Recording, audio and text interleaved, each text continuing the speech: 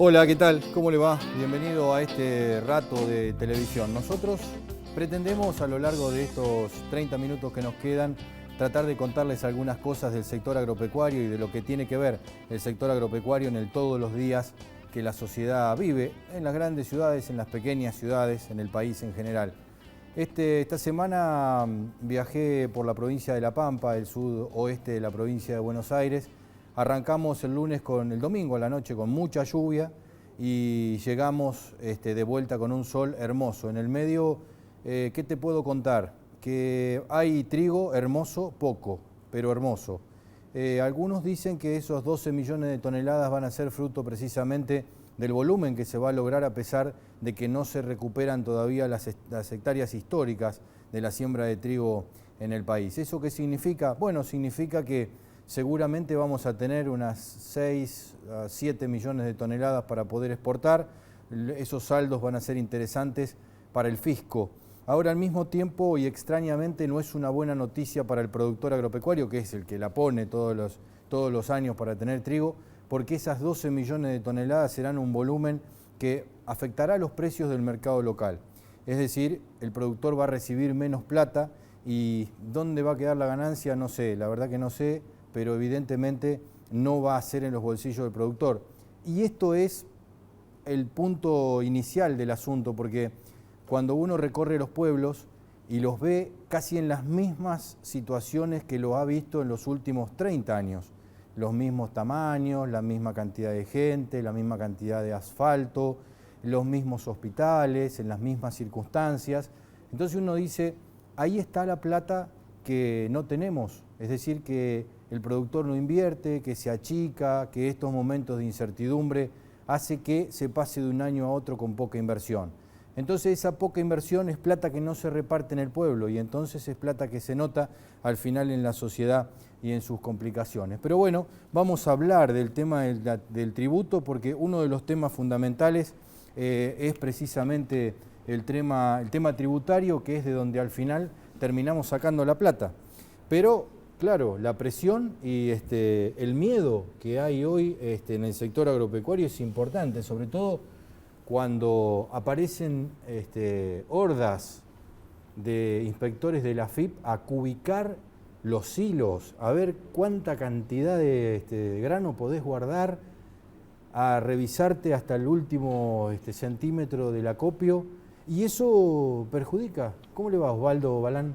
Bien, muy bien, buenas tardes. Y estamos viendo que, bueno, la persecución es importante. ¿Qué es lo que se sabe con la nueva normativa, con el tema de la información?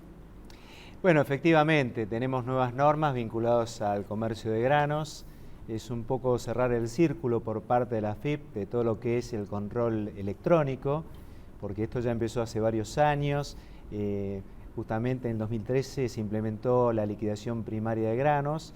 Y ahora a través de dos resoluciones que son muy recientes, del 22 de octubre, tenemos que se cierra el círculo con otros documentos electrónicos que tienen que ver con la certificación del depósito, lo que es todavía el formulario C1116-A y también el retiro y transferencia, que hasta ahora son documentos manuales que se vienen utilizando históricamente, pero van a ser reemplazados por los nuevos documentos electrónicos.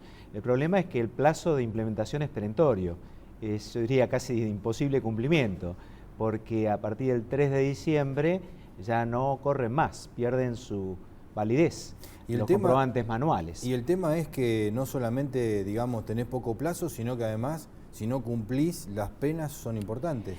Sí, hay varias cuestiones. Primero, el plazo que es perentorio. Segundo, que no se prevé la coexistencia. Una cuestión lógica nos indicaría que deberían coexistir, como en la práctica ha ocurrido con muchos de estos sistemas. Después tenemos también el inconveniente de que no se van a otorgar este tipo de certificaciones cuando el fisco considere que el contribuyente tenga determinado tipo de incumplimiento que no está claro. Es como una suerte de sanción encubierta, la del artículo 8. Las resoluciones son la 3691, que es la que establece el nuevo certificado primario electrónico, por decir así, certificación de de depósito y el RT también. Certificación de depósito, eso significa cuánto grano tengo depositado en determinado lugar. Claro, es la transferencia que normalmente hace el productor. Acá tiene que estar involucrado un productor primario y la emite el acopio, el intermediario, el exportador, el depósito, que tiene que tener planta habilitada, ¿sí?, por la RUCA. Pero bueno, hasta ahora y durante añares se manejó el formulario manual. El tema es la velocidad en la implementación. Hay adaptaciones que no están previstas, hay situaciones intermedias de cómo encajan lo viejo con lo nuevo, inclusive el que ya tiene algún certificado manual que haya sido de alguna manera, aprobado, pero todavía no lo haya utilizado, el que lo haya utilizado y no lo haya aplicado. Todo eso está un poco en veremos. Inclusive hay una reunión la semana próxima entre los acopios más importantes e intermediarios para ver de qué manera la AFIP puede establecer alguna precisión sobre esta transición que, si no se implementa adecuadamente, va a traer un dolor de cabeza importante. Lo que están diciendo los que saben es que es prácticamente imposible cumplimiento en este plazo que vence el 3 de diciembre. Y paralelamente a eso hay un régimen informativo que se viene llevando adelante desde hace tiempo y que también va venciendo, digamos. Claro, hay todo un cronograma. El que es productor tiene un cronograma, el que es acopiador tiene otro, pero hablando de productores, sí, está ya a partir del año 2010. Pareciera que esto en realidad se hubiese implementado hace 10, 15 años, porque es tanta la presión y tantos los vencimientos que los productores ya lo tienen asumido. Pero la verdad es que arrancó a partir del 2010, la resolución 2750 del 2010, con la obligación de declarar stocks a cierta fecha, al 31 de agosto, la obligación de declarar la superficie afectada, cultivo de invierno, cultivo de verano. Luego, hace un par de años, apareció la 3342, que es la obligación de declarar la cosecha a medida que se va cosechando en cada momento, de los 4 grandes, por decir así: trigo, maíz, girasol y soja.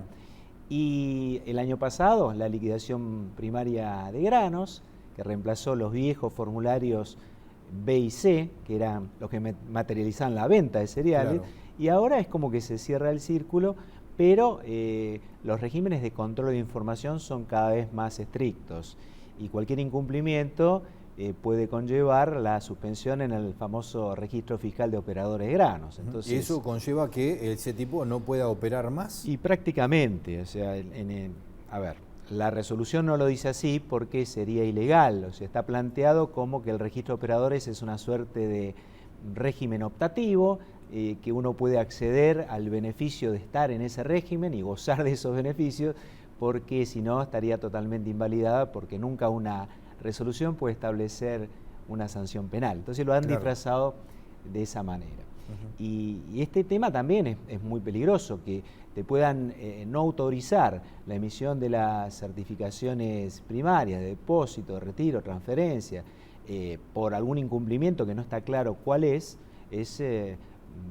darle una herramienta discrecional a los funcionarios, ¿no? Hay productores y acopios que han tenido algún tipo de dificultad y han incurrido en esa, o han entrado en ese vericueto por el cual pareciera que no pudieran comercializar.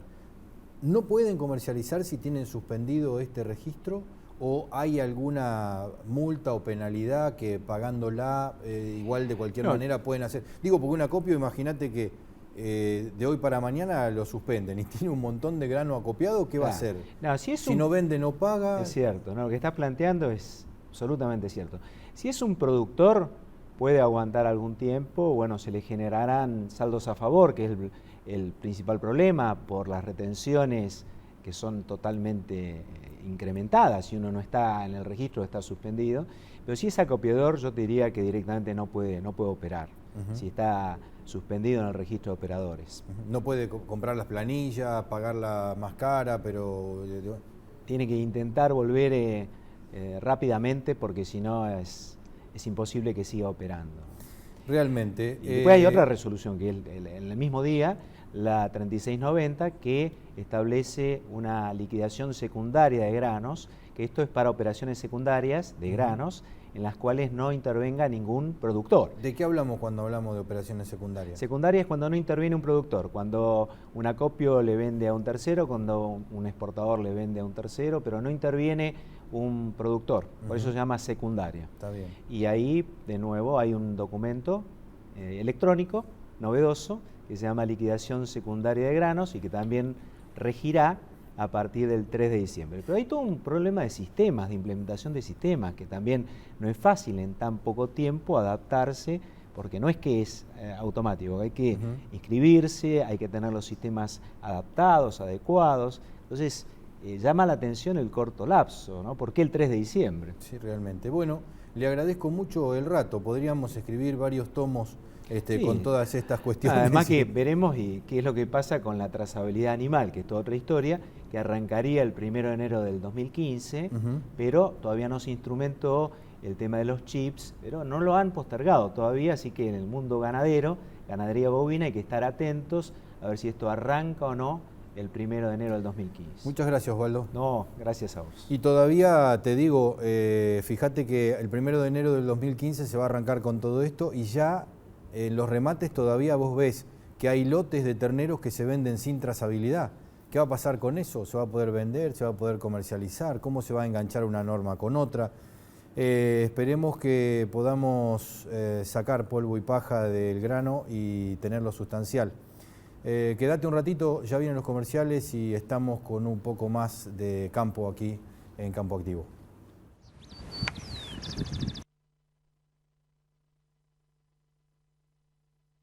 Si decilo hablamos, decilo. Agrimplex, el nombre de la bolsa. Decilo. Agrimplex, la mejor opción del mercado. Auspicia este programa el Mercado a Término de Buenos Aires.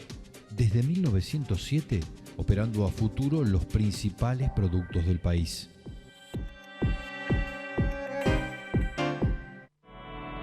CKC, la marca líder en inoculantes. Único inoculante con control oficial del INTA. Doble garantía con el productor. CKC, la raíz del gran rinde. Desde 1970, la marca líder en inoculantes. CKC.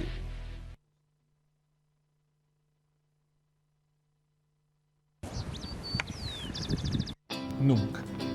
Y eso es una distinción. Bueno, ya estamos conversando con Guillermo Nielsen aquí, no necesita más presentaciones. Yo tendría que presentarme, que estoy al lado del señor Guillermo Nielsen. ¿Cómo le va?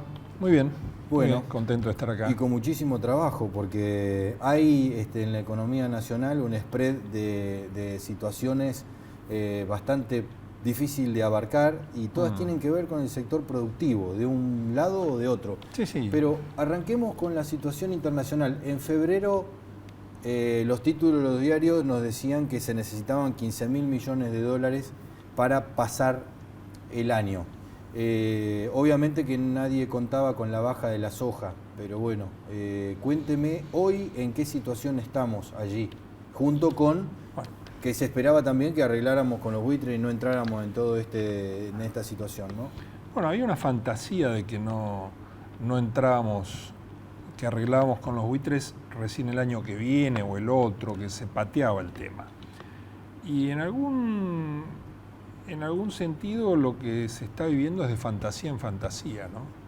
O sea, hoy la fantasía pasa por creer que en enero se arregla con los holdouts y que, y esta es la parte más fantasiosa, lo que viene ahora, que entonces van a entrar mágicamente 15.000, 20.000 millones de dólares, que son los que realmente el país necesita para llegar para pagar los sueldos, en forma tranquila y que lleguemos a un traspaso de gobierno sin sorpresas económicas.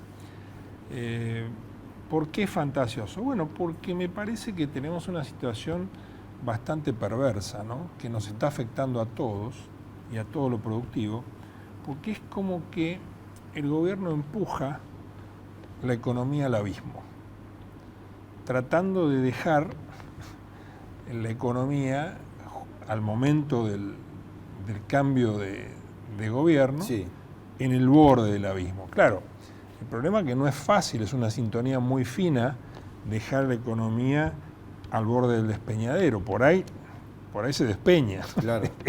Eso es un poco lo que hoy está pasando. Esa es la visión en general del mercado, por ponerlo en términos muy simples.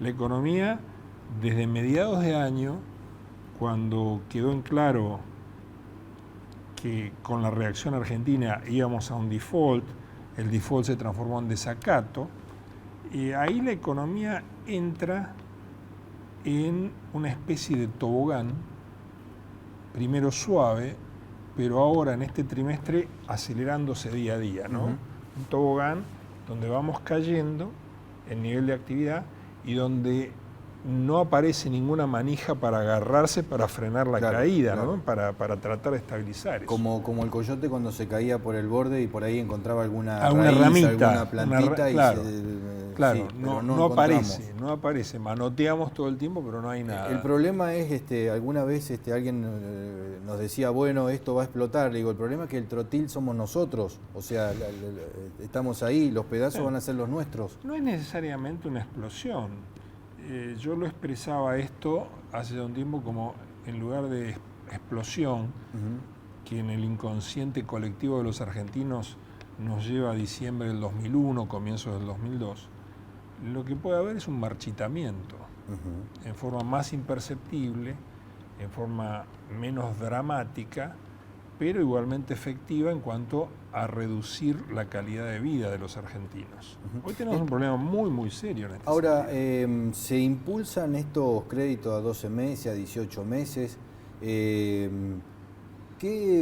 puede llegar a suceder con una economía financiera que entra en ese juego y que de repente mañana nos quedamos con que la inflación le ganó a todo y estamos pagando 2 mangos por un financiamiento que evidentemente es más costoso? Evidentemente... Digo, ¿va a haber un riesgo en los bancos? ¿Va a haber un riesgo en el sector financiero? Los bancos están teniendo problemas ya. El nivel de intervencionismo, los topes de tasa, lo que no pueden hacer, esto, lo otro, están llevando a que la contracción también pase por el sector bancario y financiero. Entonces, no es un tema menor. Pero la contracción está en toda la línea, absolutamente en todos los rubros. El que usted quiera, cemento, venta de viviendas terminadas, el rubro que elija va a ver que está en caída.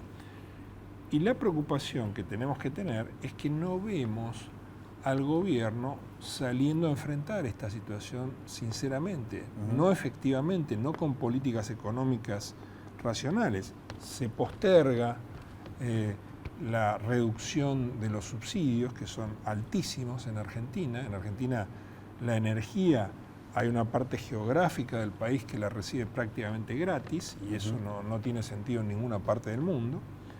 Y hay una serie de trabas en cuanto a entender cómo es el manejo de una economía moderna, ¿no? Cómo se maneja política económica en una economía moderna. Cuando hablas con los productores, te dicen, bueno, vamos a hacer soja, pero no sé, porque si estamos lejos del puerto, entonces los fletes... No hay, en el Banco Nación, una novedad de estos días, es que no le permiten al Banco Nación financiar el cultivo de soja. ¿Cuál es el sentido de eso? Si no tenemos dólares, es un país que no tiene reservas suficientes, no tiene dólares, ¿cuál es el sentido de no financiar la siembra? Que son cosas muy racionales. Bueno, lo que el gobierno lo debería explicar. Es que coexiste aquí un problema, digo, porque para poder conseguir inversión para revertir el proceso energético negativo que estamos teniendo, tenemos el combustible prácticamente a precios más o menos de la región, con lo cual sería un poco más alto de los 5 pesos que cobra el productor por cada dólar que se exporta. Con lo cual el desfasaje es enorme, porque los costos de flete, de agroquímicos, de fertilizante, van por un lado y las posibilidades de acceder del productor van por otro. Incluso es una economía, digamos, bastante... Esto se agrava en algunas regiones. Tengo gente conocida, muy seria, que cultiva en el noroeste y me dicen que en el noroeste va a haber extensiones sin cultivar que es algo que no ocurría desde hacía muchísimo tiempo, ¿no? Con la extensión de la frontera agrícola de la soja y la soja transgénica, eso no ocurría desde hace muchísimo tiempo, pero bueno, todo indica que va a ser así. Vamos a vivir los próximos 30 años de la agricultura, porque evidentemente la vaca muerta no va a dar leche hasta dentro de 30 años, cuando eso se es ponga difícil. en funcionamiento. Siempre es difícil saberlo eso. Lo que nos tiene que preocupar, por ejemplo, en cuanto a vaca muerta, es que todo lo que es gas de esquisto, petróleo de esquisto, está necesitando un precio de $75 en Estados Unidos. Si necesita un precio internacional de $75 para seguir adelante, yo tengo la impresión que en Argentina deben ser entre $85 y $90. Porque en Argentina no tenemos la flexibilidad que tiene Estados Unidos, no tenemos el sistema financiero que tiene Estados Unidos y no tenemos las normas laborales de Estados Unidos. Entonces, tiendo a pensar que en realidad a los actuales precios internacionales, vaca muerta deja de ser tan atractivo. Y esto es todo un problema. Evidentemente. Me queda simplemente preguntarle por la posibilidad de financiamiento, no ya de la campaña próxima, que ya sabemos que está bastante complicada, sino lo que va a pasar en 2015, porque el gobierno que agarre 2015 lo va a encontrar ya sembrada la campaña de la gruesa. Claro, bueno, ¿qué tipo de financiamiento podemos llegar a pensar en 2015? Mira, en los equipos económicos de los distintos candidatos hay una gran preocupación con esto. No está claro cuál es el estado de la economía que este gobierno le va a dejar al próximo. Y eso es la gran pregunta. ¿Hasta dónde va a seguir este deterioro? Desde ya, un nuevo gobierno, sobre todo si son algunos candidatos que se han manifestado muy promercado, ¿no? Como es el caso de Massa, como es el caso de Macri, realmente debería haber un cambio muy fuerte de las expectativas de los mercados financieros y de los empresarios locales. Y ese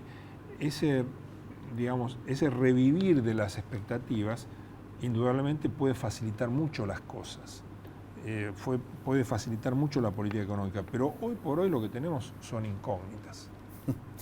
Muchas gracias. A ustedes. Bueno, ahí tenemos. Esperemos que vayamos develando las incógnitas y que no nos pase como decía De Benedetti, que cuando encontramos las respuestas nos cambiaron todas las preguntas. Así que vamos a ver qué es lo que sucede y, por supuesto, como el productor siempre siembra en el futuro, porque esta es la situación del productor, tratar de entrever qué es lo que va a suceder en los próximos tiempos es la clave del asunto. Ya volvemos para el cierre.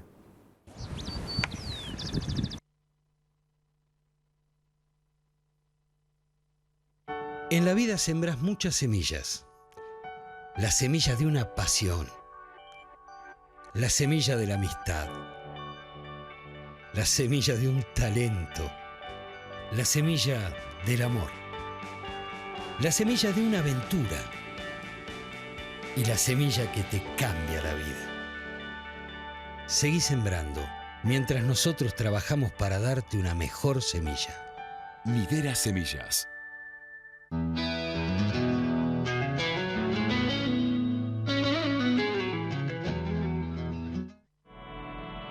CKC, la marca líder en inoculantes. Único inoculante con control oficial del INTA.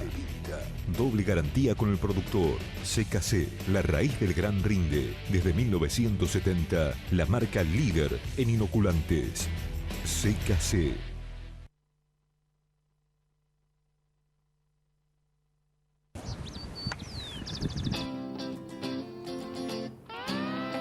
Bueno, en esta semana, como te contaba, estuve de viaje y tuve la posibilidad de encontrarme con mucha gente que hacía mucho que no veía, con gente que tengo la posibilidad de conversar prácticamente como de tú a tú. Gente que cuando éramos chicos éramos compañeros de escuela y ahora somos todos grandes y estamos haciendo una serie de cosas, muchos productores agropecuarios, acopiadores, de todo tipo. y en eso uno pudo adivinar algunas cuestiones que tienen que ver básicamente con el temor al futuro. Gente que nunca le tuvo temor al futuro, gente que sembraba en seco, aun cuando la sequía en los inviernos de la provincia de La Pampa es lo habitual. Sin embargo, siempre tenían esa idea de que la primavera iba a traer el agua y entonces el trigo iba a venir y entonces la cosecha iba a aparecer y tendremos que movernos para poder comercializar, pero sembrar vamos a sembrar. Ahora el miedo está por todos lados y evidentemente es muy difícil entender cómo alguien va a invertir teniendo miedo. Es decir, si yo tengo miedo y no sé si ni siquiera voy a poder pelearla para ganar un peso, ¿cómo es que voy a invertir? ¿Para qué me voy a meter en ese lío si tengo más posibilidades de no conseguir nada que de conseguir algo?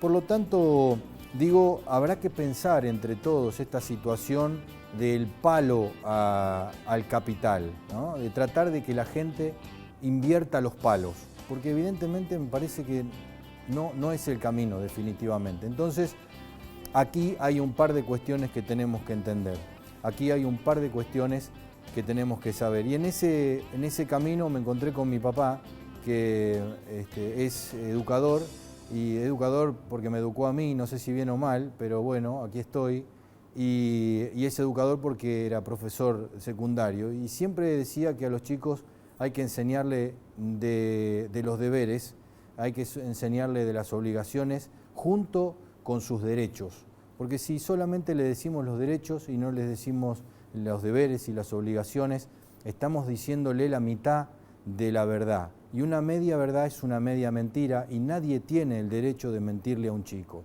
Por lo tanto, creo que si entre todos somos capaces de no mentirnos y de decirnos la verdad cara a cara, estaremos construyendo de aquí para adelante un país un poquito mejor del que vamos teniendo, que siempre es la idea hacia el futuro.